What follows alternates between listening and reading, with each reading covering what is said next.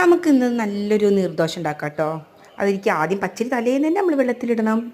പിന്നെ നമ്മൾ കുതിർത്ത് വെച്ചതിന് ശേഷം രാവിലെ നന്നായി കഴുകിയെടുത്തിട്ട് ചെറിയുള്ളിയും കറിവേപ്പിലയും പച്ചമുളകും നാളികേരവും ജീരകം ഇട്ടിട്ട് നന്നായിട്ട് അരച്ചെടുക്കണം. പിന്നെ പാകത്തിന് ഉപ്പിടണേ. പിന്നെ ഇതിൽ കുറച്ച് വെള്ളം കൂടുതൽ വേണം, എന്നാലേ നമുക്ക് ആ നീർദോശയായിട്ട് കിട്ടുള്ളൂ. എനിക്ക് തോന്നുന്നു പലയിടത്തും പല തരത്തിലായിരിക്കും ഇത് ഉണ്ടാക്കുക. പക്ഷേ ഇങ്ങനെ ഒന്ന് ട്രൈ ചെയ്താൽ അടിപൊളിയായിരിക്കും കേട്ടോ. ഇങ്ങനെ ലൂസ് പോലെ ഇരിക്കണം വെള്ളം. പിന്നെ കല്ലൊക്കെ ചൂടായ ശേഷം എണ്ണയൊക്കെ അടിയിൽ തേച്ചിട്ട് ഇതുപോലെ ഒഴിച്ചു കൊടുക്കണം. പ്രത്യേകിച്ചൊരു രൂപമൊന്നും ഇതിനില്ല, പക്ഷെ നല്ല ടേസ്റ്റാട്ടോ.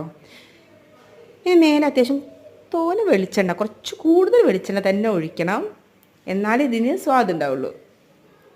പിന്നെ മുരിഞ്ഞ് വരുമ്പോൾ മറച്ചിട്ട് കൊടുക്കണം.